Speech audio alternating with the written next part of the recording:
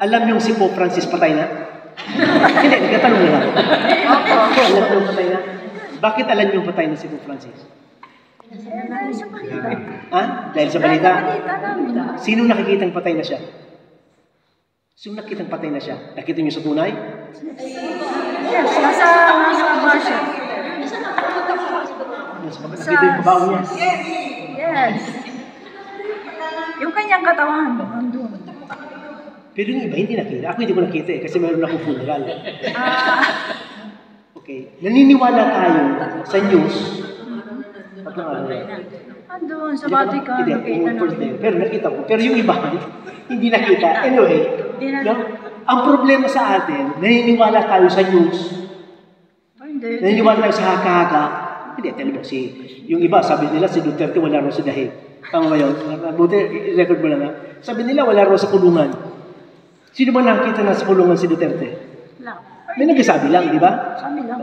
Tapos maraming chismis. Sa tayo naniniwala sa chismis. Sa fake news, naniniwala tayo.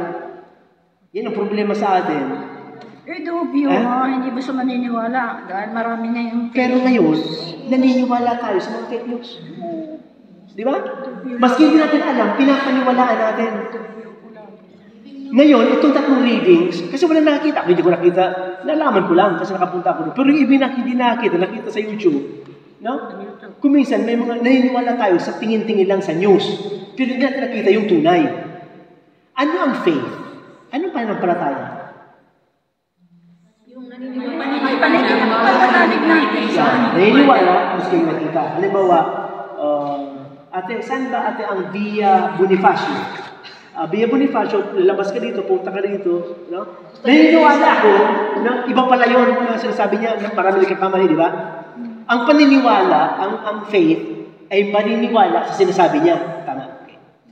Naniniwala tayo sa mga chismis, sa mga fake news, sa sinasabi ng journal, sa sinasabi ng TV, pero hindi tayo naniniwala sa totoo. Ano yung totoo? 1,000 euro. Anong totoo? Nanamatay na si Po. Nanamatay na si Jesus, pero nabuhay muli. Maraming alam na si Jesus namatay, pero hindi lahat naniniwala na siya ay buhay. Binayaran yung mga soldado, sabi rin ninakaw lang. Itong tatlong readings, gusto kong ibahagi sa inyo, itong tema, kung paano mas maging malalim ang ating pananampalataya sa Kanya. Okay? Come si fa ad essere, ad avere una fede così forte. Itong tatlong readings na nabasa natin, tinutulungan tayo para magkaroon tayo ng pananampalatayang malakas. Hindi yung haka-haka, okay? Hindi yung sabi, yung kwento-kwento. Paano tayo magkaroon ng pananampalatayang malakas? Come si fa ad avere fede in Dio? Le tre letture che abbiamo ascoltato ci insegna e ci aiuta ad avere una fede profonda con Dio.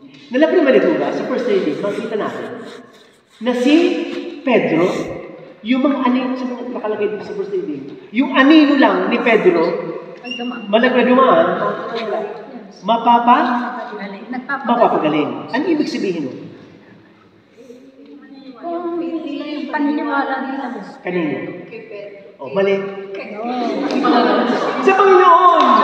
Ang problema sa atin, di ba yung mga healer, pupunta kay Padre Pio, pupunta kay Padre Suarez, yung mga kay Kibuloy, kay Kibuloy, pupunta.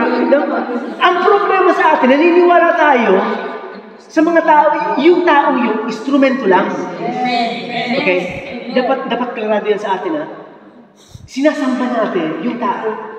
Maledetto l'uomo che confida nell'uomo e benedetto l'uomo che confida in Dio. Sinusumpa raw yung tao, naniniwala sa tao. At binibless yung naniniwala sa Diyos. Tayo lahat dito, naniniwala tayo sa Diyos. Amen. Okay? Pero maniwala tayo na siya ay nabuhay muli. Yan ang paniniwala natin. Sabi ni sa second reading, si Juan, si John. Sabi ni Jan, sa second reading, sabi, nakalagay dito, hindi ako nag-invento, ha. Sa second reading, sabi na si Juan, nakita raw niya, sa vision niya, si San Pedro. Hindi, si Jesus, hindi ang Diyos. Si Juan nakita sa ang Diyos sa mission niya. Anong sinabi ng Diyos sa kanya? Isulat mo yung nakikita. Before mo. 1,000 years. Sinabi ng Diyos, Iyo sono l'alpha e omega. No? The beginning and the end. Ano ibig sabihin? Na siya ang may nagawa ng lahat. Okay? Yung sabihin niya. Ako ang simula, before pa magkaroon ng mundo, before pa magkaroon kayo, kayo mag-exist, nandito na ako. Ano ibig sabihin? At isulat mo yung nakita mo. Okay. Ano ibig sabihin nun? Kung tayo naniniwala sa Diyos, sabihin natin yung nakita natin. Padre, paano ba yun? Hindi naman namin nakita ang Diyos. Paano namin maisulat? Come si fa a rivelare agli altri, a dire agli altri, Dio? Paano natin ibahagi ang Diyos sa iba? Kung di sa atin, Sa pagpapasa ng Bible, kasi sa ugali natin. Sa ugali, makikita, halimbawa, pag makita kayong parang mga mabait, di ba, busihan, ano makikita niyo?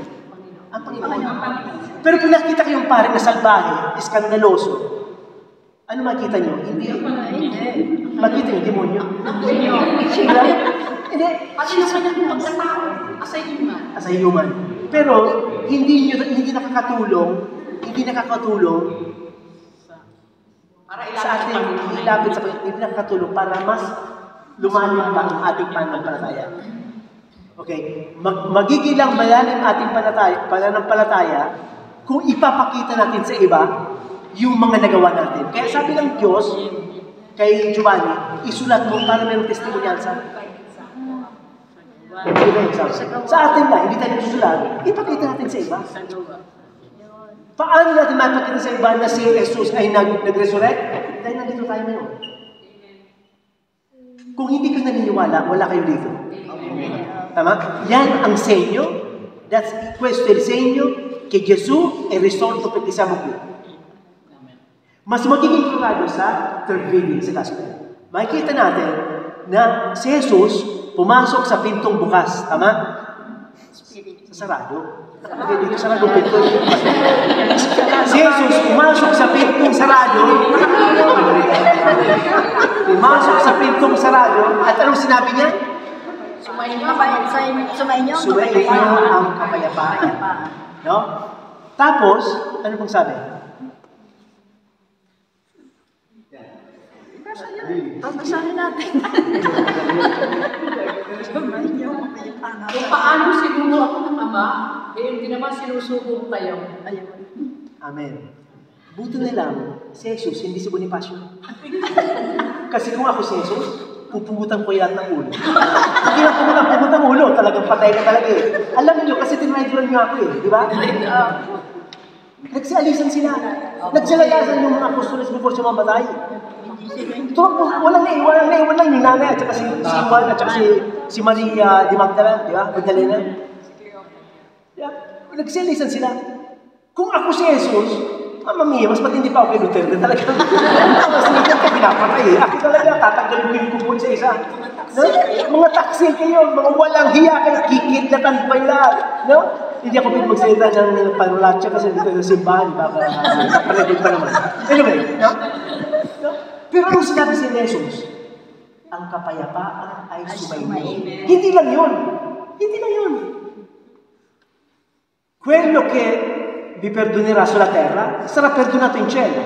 Quello che legherete sulla terra sarà legato in cielo. Kung ano yung ipapatawarin mo dito sa lupa, mapapatawad sa langit. Kung ano ang igagapos sa lupa, igagapos sa langit. Ano ibig sabihin nun? Na yung Jesus, binigyan yung mga pare, mga apostoles, na magpatawad ng kapangyarihan. Ano ibig sabihin nun? Na ang kapayapaan pala, may kasamang forgiveness.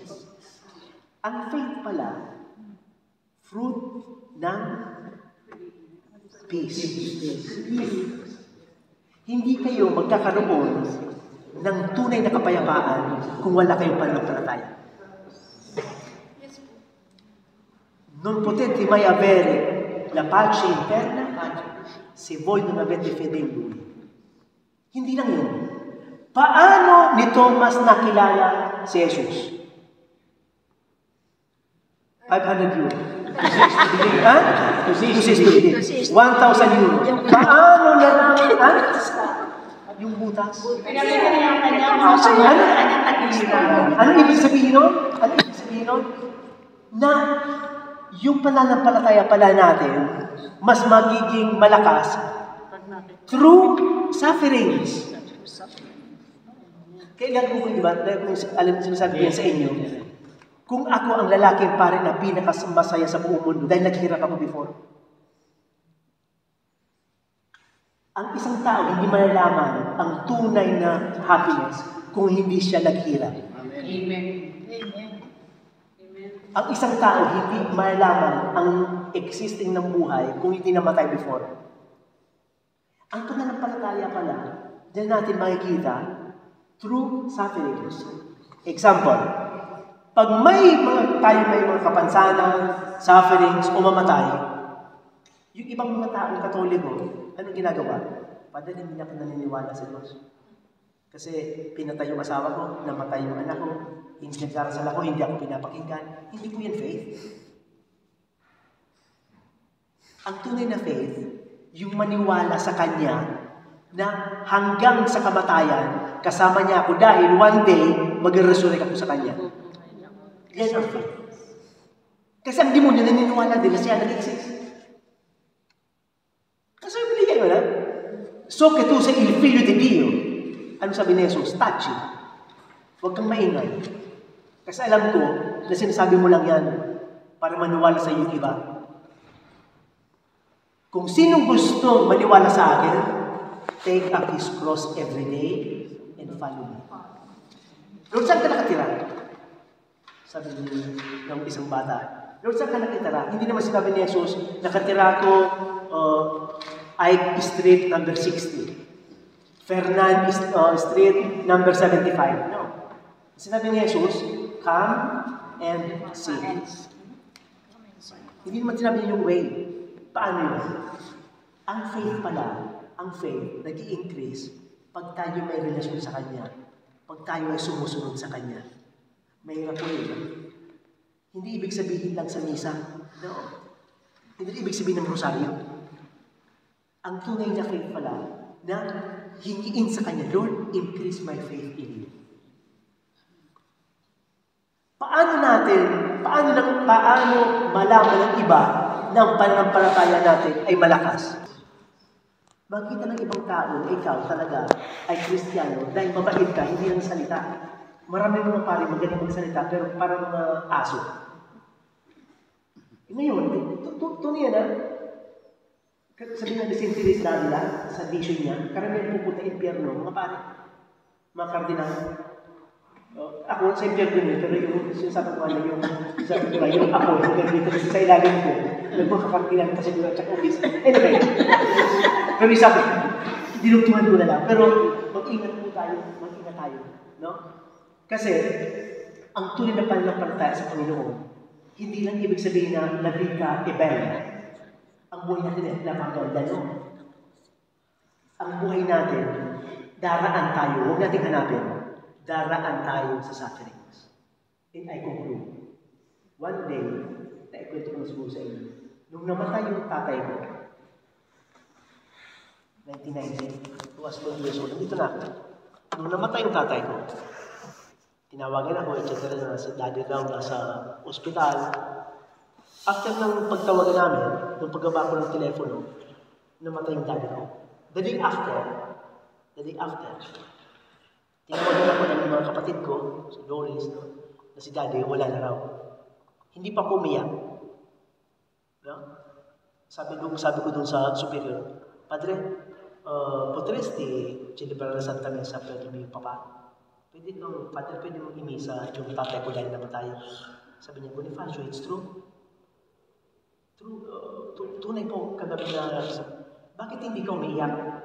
Sabi ko, hindi ko siguro nakita yung mga kapatid ko umiiyak. At saka pag umiiyak ko, hindi naman yung mabubuhay, patay na yun eh. Sabi sa akin ng superior, you are dishuman. Sabi ko, padre, di ba yun sa formation? Hindi na formazione. Voi ci insegnate di lasciare la famiglia per seguire Gesù. No, kayo nagsabi sa formation na iwanan ang pamilya para sumunod kay Kristo. No? Hindi po ako umiyak dahil nakuha ko sa daddy ko yung karakter niyang malakas. Alam ko sa kanya talagang laban ka sa simbahan eh. Laban sa mga pare. Anyway, naging pare ko eh. After one week, nakareceive ako ng sulat sa mami ko. At sinabi, yung daddy ko raw, before mamatay, hindi nagsisimba, laban yun sa mga pare. Before na mamatay, sa Cardinal Santos, tumawag siya ng pare, ng umpisal, at ng munyong. Doon ako umiyak. Sabi ko, Lord, salamat. Dahil binigyan mo siya ng pagkakataon na humingi ng kapatawaran. Ganoon naman ang buhay natin. Yan ang faith. Mamamatay naman tayo natin. Paunahan lang yan. Nauna siya na. Pero ang pinaka-importante dyan, ito ang question. In what way I live my life now? Tayo na makakasagot na. Ulitin ko po. In what way we live our life now? Naniniwala ba tayo sa Kanya? Sana maniwala tayo sa Kanya, not only with words, but with actions.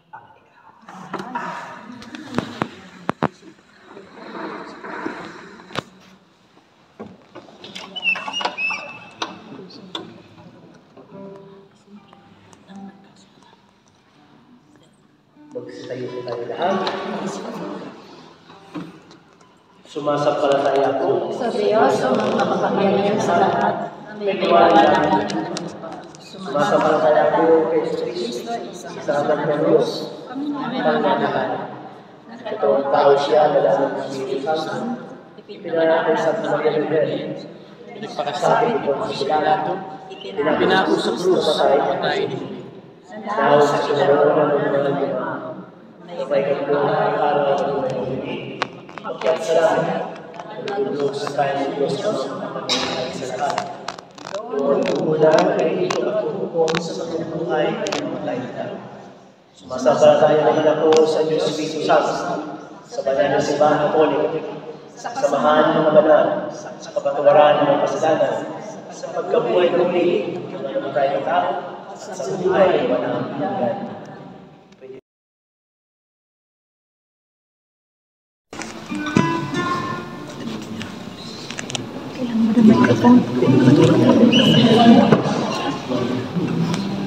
Irene and Ferdinand, on the anniversary of that celebration at which you join your lives in unbreakable bond through the sacrament of matrimony, you now intend to renew before the Lord the promises you made to one another. Turn to the Lord in prayer that these vows may be strengthened by divine grace.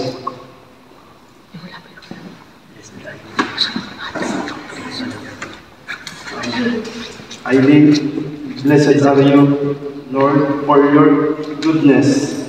I took as my wife.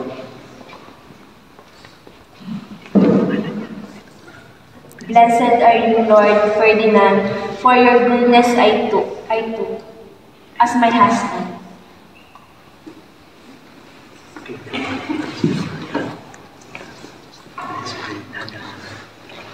Blessed are you, Lord, for in the good and the bad times of our lives, you have stood lovingly by our side.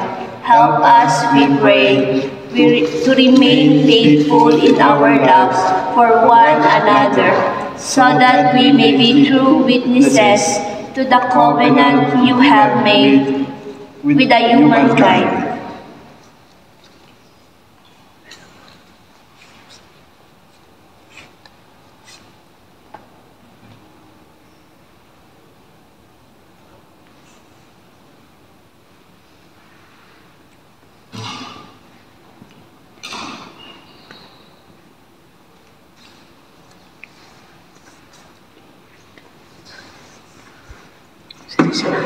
May the Lord keep you safe all the days of your life.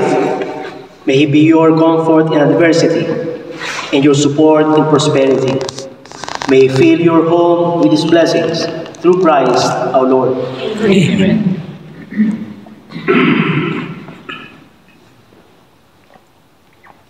Increase and sanctify, Lord, the love of your servants Eileen and Ferdinand, who once gave each other these rings as a sign of faithfulness, that they may always grow in the grace of the sacrament through Christ our Lord. Amen.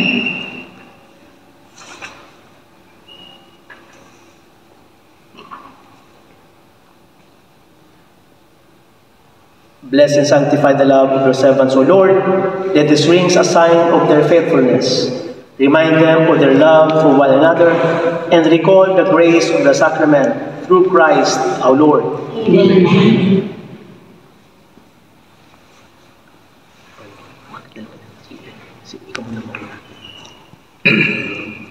Ikaw mo ulit bigyan mo. Palitan, tinuloko niya ako. Ikaw mo Eileen, sunod ba ako? Eileen, Take this ring take this ring as a sign of my love. as a sign of my love. In the name of the Father, and the Son, and the Holy Spirit. Ferdinand, take this ring as a sign of my love. In the name of the Father, and of the Son, and the Holy Spirit. Amen. Ora lo sposo può baciare la sua sposa. 2 seconds lang, 2 seconds. 2 seconds lang. Huwag naman pa. Kiss.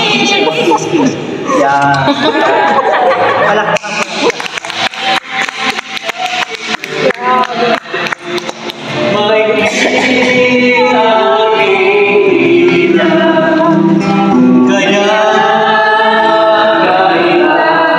Prutas sa kanilang pagmamahalan ng prutas sa friends.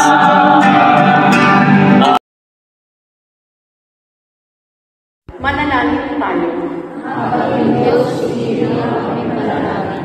Para sa mga taong tulad ni Tomas na nahihirapang maniwala sa muling pagkabuhay, naway matulungan sila ng pamimigay saksi ng pamayanan ng Kristiyano upang makalampas sila sa kanilang mga pag-aalinlangan. Manalangin tayo. Para sa mga nagbibigay ng sakramento ng kumpisal, nawa sila'y maging mga karapat-dapat na kasangkapan ng mapagpagaling na pag-ibig ni Kristo. Manalangin tayo.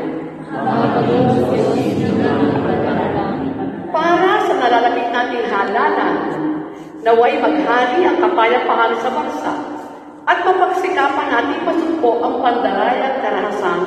Manalangin tayo. Para sa lahat ng tao sa buong daigdig, huwag sana nilang hayaang masapawan ng mga makabagong teknolohiya ang makataong makipag-ugnayan at pakikisama at matutong igalang ang dangal ng tao at makatulong sa lahat upang harapin ang makabagong mga paghamon. Manalangin tayo.